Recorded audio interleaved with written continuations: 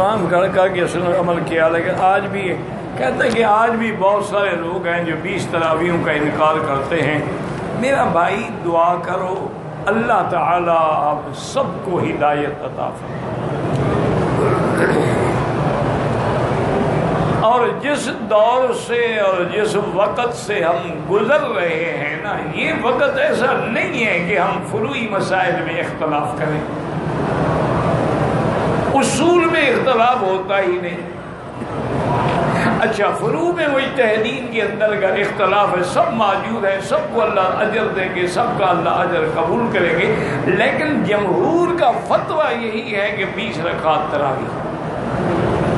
حضور کے زمانے سے لے کر آج تک بھی حرمین الشریفین میں ہمیشہ 20 تراویح پڑھائی گئی۔ اس میں نہ کوئی شبہ ہے، نہ اس میں کوئی انکار ہے۔ اس پہ الحمدللہ یہاں کے بڑے بڑے علماء نے باقاعدہ کتابیں لکھی ہیں جن نے ثابت کیا ہے کہ حرمین الشریفین میں کبھی 8 رکعتیں نہیں پڑھی۔ باقی جو پڑھتے ہیں ان پہ بھی اعتراض نہ کرو، اللہ تعالیٰ ان کے بھی قبول فرمائے۔ اصل وہی بات ہے کہ سمجھ کے اندر بعض اوقات ایک ہی لفظ ہوتا ہے لیکن سمجھ نہیں آتی۔ وہ بھی بیچارے یہ نہیں ہے نعوذ باللہ کوئی غلط کرے، لیکن ان کی سمجھ یہی ہے کہ بھی حدیث میں 8 رکعتیں۔ بعض اوقات یہ ہوتا ہے، دیکھو نا اصل وجہ یہ ہے کہ ٹھنڈے دل سے آپ دیکھیں کتاب الصلاۃ آپ کھولیں، تمام سنن ہیں، مصنفات ہیں، مسندات ہیں، مراسیل ہیں، سارے باب کو پڑھیں۔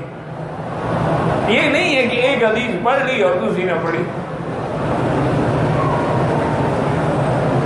جب تک سارے احادیث پر نظر نہیں ہوگی اس وقت تک آپ فیصلہ نہیں کر سکتے۔ اس لیے ہم مثلا امام ابو حنیفہ، امام شافعی، امام مالک، امام احمد حنبل رحمۃ اللہ علیہم ان کو ترجیح کیوں دیتے ہیں کہ ایک تو ان کا زمانہ حضور کے قریب ہے، دوسرا ان کی دیانت، امانت اور تقوی جو ہے وہ ضرب المثل ہے، اور تیسرا یہ ہے کہ جتنا وہ دین کو سمجھنے والے ہیں اتنے ہم نہیں، تو لہذا ہم نے ان کی بات کو، ان کے اقوال کو ترجیح دی ہے بجائے اس کے کہ ہم خود اپنی رائے پہ عمل کریں۔ اصل مسئلہ جو ہے نا جی وہ یہ ہے بڑا کہ لفظ تھا قیام اللیل، تو قیام اللیل میں تراویح بھی، تہجد بھی، وتر بھی، یہ سب قیام اللیل آیا ہے کتابوں میں۔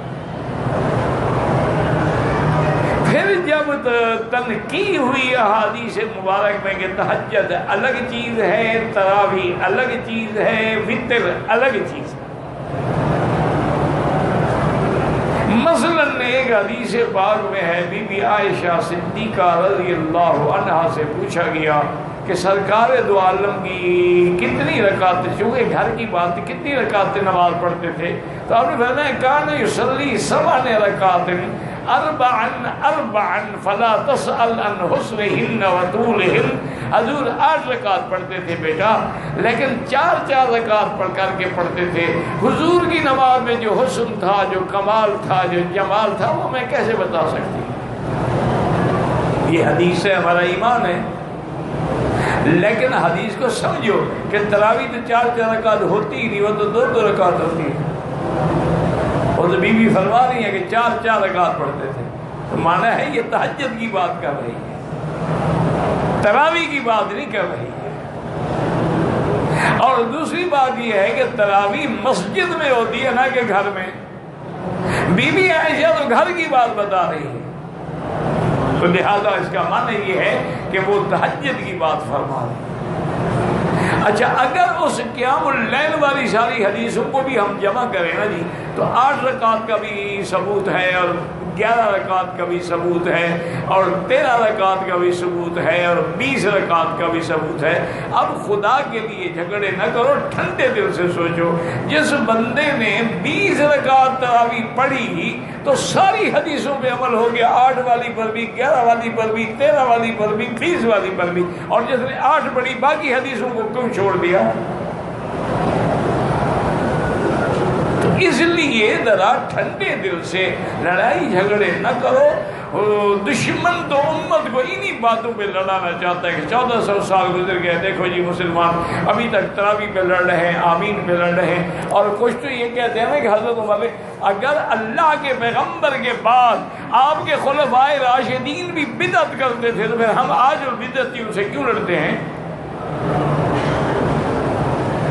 اللہ فرماتے ہیں کہ میرے خلفائے راشدین کا عمل اسی طرح سنت ہے جیسے میری سنت ہے، اس کو بدعت کیسے کہا جا سکتا ہے؟ علیکم سنتی و سنت الخلفاء الراشدین المہدیین تمسکوا بہا وعضوا علیہا بالنواجذ. پہلے بات یہ تھی کہ تراویح تو موجود تھی، وہ بدعت ہو نہیں سکتی. بدعت وہ ہوتی ہے جس کی اصل نہ ہو. قرآن میں، حدیث میں، اجماع میں کیا تراویح تو تھی لیکن سب قاری الگ الگ پڑھ رہے تھے. حضرت عمر نے اتنا کیا کہ ان کو ایک امام کے پیچھے کھڑا کر دیا کہ ایک ہی جماعت ہو اور ایک ہی جماعت میں اتفاق ہو. یہ نہ ہو کہ ٹکڑی ٹکڑی نظر نہ آئے ایک طرف. جیسے کہ قرآن تو موجود تھا لیکن جمع حضرت ابو بکر نے کرایا. اب حضور کے وقت تو اس طرح دفعتین میں نہیں تھا لیکن قرآن تو تھا نا. اس لیے اللہ سے دعا کریں. کچھ نوجوان بچے ہوتے ہیں اور جذبات میں آ کے پھر ایسی باتیں کہہ جاتے ہیں. اللہ معاف کرے، اللہ معاف کرے. جو کسی عام عالم کے بارے میں بھی کہنے سے ڈر لگتا ہے چل جائے کہ صحابہ پر آپ بھی اعتراض کریں، اور خاص طور پہ حضرت عمر پر یا حضرت عثمان پر.